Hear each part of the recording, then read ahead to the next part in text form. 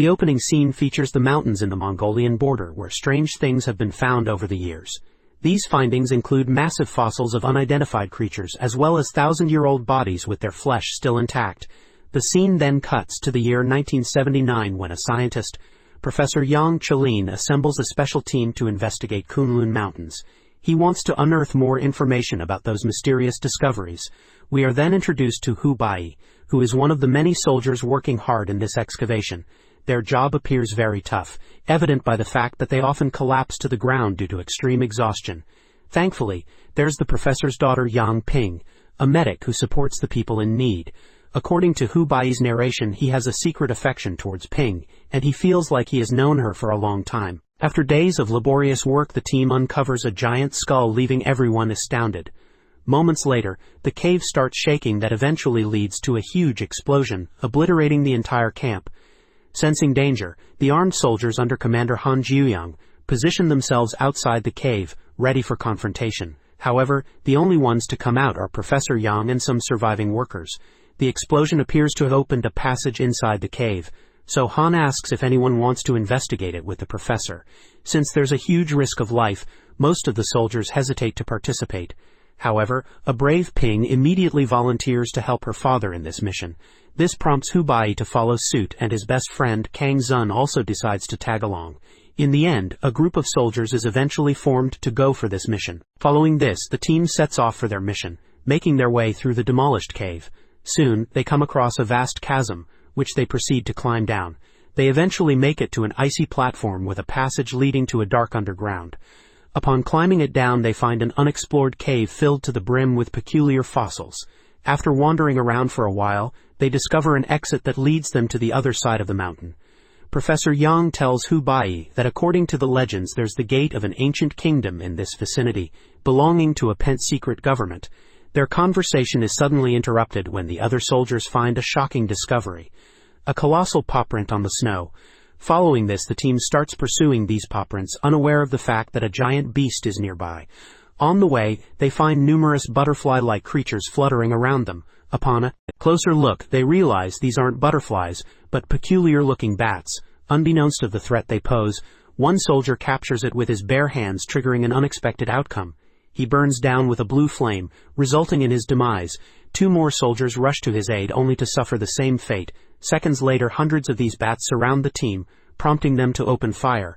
The noise of commotion startles the giant beast nearby, causing it to retreat. However, its sudden movement triggers an avalanche, posing another challenge for the group.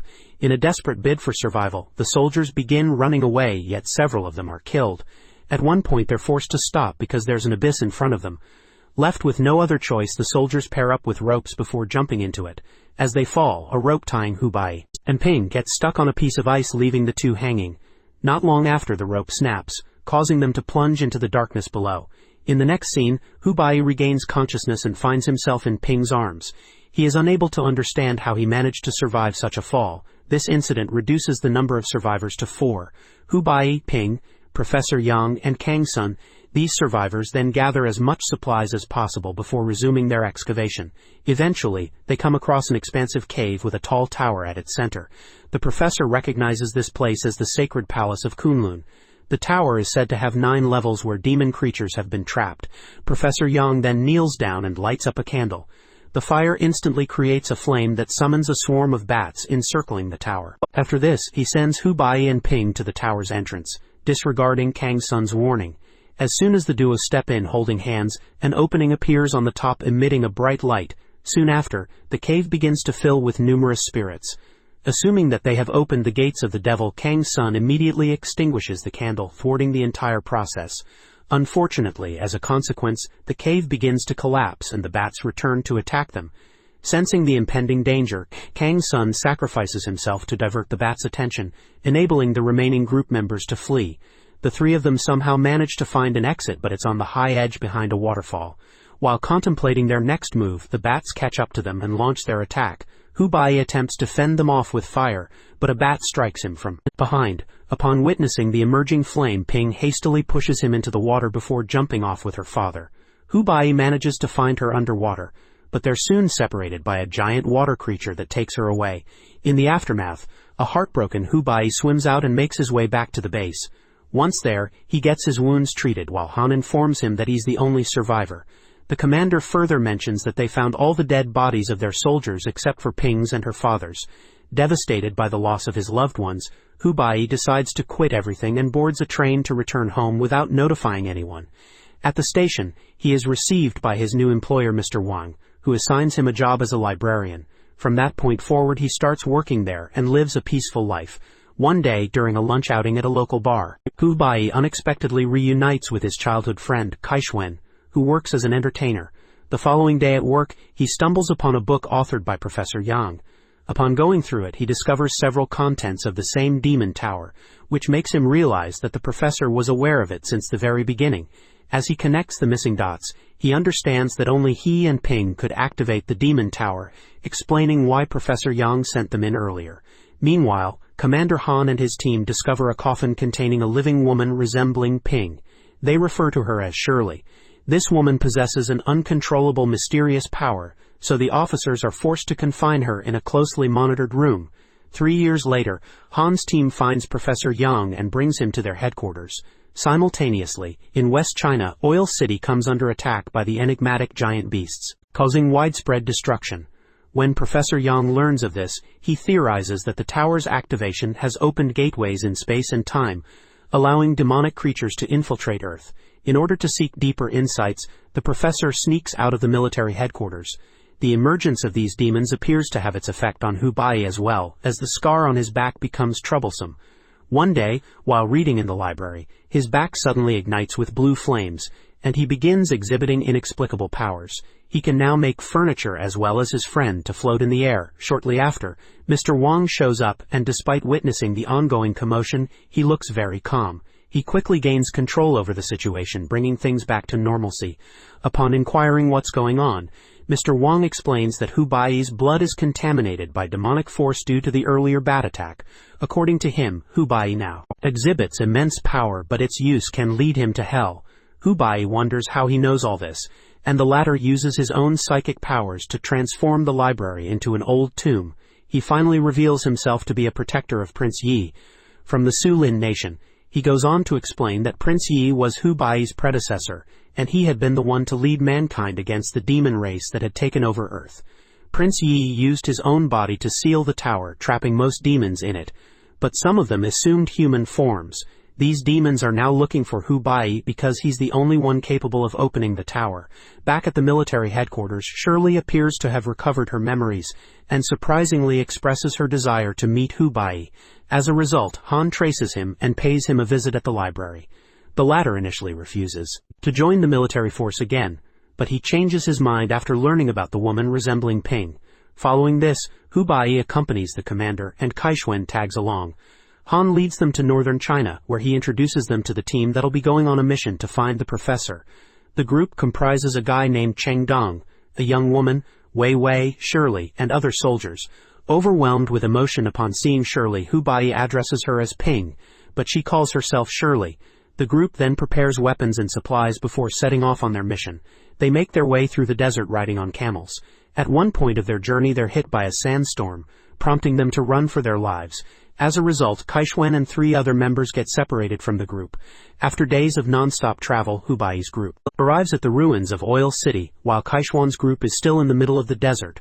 When they are suddenly ambushed by demonic creatures, Qingxiang's group further splits up in a desperate attempt to save themselves.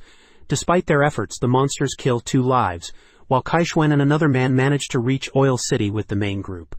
Upon hearing their confrontation with the monsters, Hu Bayi suggests leaving to avoid the massacre like it happened earlier in the cave. However, Cheng and Shirley decide to stay and complete their mission. Their discussion is abruptly interrupted by the approaching sounds of monsters. As a result, they arm themselves and prepare to fight. They soon gun down the first beast before chasing the second one. However, when they turn back, the first one is already gone. In the midst of their struggle, Shirley runs towards an abandoned school, and Hu Bayi follows her. Upon entering, he discovers a bunch of dead bodies hanging from the ceiling. He then comes across a tunnel leading him to the prince's tomb. Soon after, he is attacked by a creature, knocking him unconscious. The creature charges to finish him off, but Shirley intervenes, making it go away. In an unexpected turn of events, she uses her powers to put Hu Bai's body inside the coffin. Meanwhile, more demonic monsters show you at the scene. so the group takes cover in the upper floors of the building and fights back using silver bullets and rocket launchers. It becomes evident that the demons possess formidable strength, rendering bullets ineffective against them. On the other hand, Wei Wei poses as one of the mannequins and tries her best to remain motionless in order to avoid being caught. As soon as the creature moves away, she makes a dash towards Qingxiang, and the two hide inside a bus. Nevertheless, the creature locates them and begins attacking the vehicle. After some time, Hu Bayi regains consciousness and starts screaming for help. While he's at it, his arm wound heals at a rapid pace, leaving him bewildered. He is then teleported into the same cave containing the demonic tower. There he witnesses a creature dropping Ping's body into a flame that eventually gets possessed by the demon queen. After the creature departs, Hu Bayi approaches her, demanding Ping's return. However, the queen refuses to give up on Ping's body because she holds the power to open the tower. She instead proposes that he accompany her to the tower and unlock the long-waiting door. Our hero thinks for a while, but politely turns her down. He insists on being sent back to Oil Town, asserting that he'll find some other way. The demon queen finds this amusing but decides to grant him a chance, teleporting him back. By this time, Shirley gains control over all the monstrous creatures and directs them to take down the group members. The moment he returns, Hu Bayi notices the creature attacking the bus with Qingxiang and Wei Wei, so he quickly takes it down with a rocket launcher. Seeing this, the other creatures charge towards him, but Shirley saves him, knowing that he is the key to open the tower door. She then holds him in her arms and assures his safety. However, Hu Bayi, who realizes that Ping will never be back, retrieves a pistol and shoots her 3 times. This causes all the creatures to disappear and the demonic tower to crumble. In her final breath, she admits that he is the only one who can kill her. She then unexpectedly kisses him before collapsing to the ground. Moments later, Shirley is transformed into Ping, who expresses her happiness to see him for one last time. However, Hu Bayi is still not ready to lose her. He carries her and brings her to the prince's coffin, hoping that it might heal her. He lays down beside her and gently touches her forehead with his own, triggering a surge of memories from her childhood. Turns out Ping possessed an inherent supernatural ability, the power to revive deceased beings. This explains how Hu Bayi survived despite falling into the deep and dark abyss earlier. However, Ping's mother forbade her from using these powers for some reason. One day, her mother passed away after burning in a blue fire, revealing that she was a descendant from demons who took human form. Before the vision ends, Ping expresses her unconditional love for Hu Bayi and requests him to find her father. With this, she passes away, leaving Hu Bayi heartbroken. After a while of remorse, he regains his composure and decides to honor her final wish. The movie ends with Hu Bayi resuming the mission with the rest of the team members.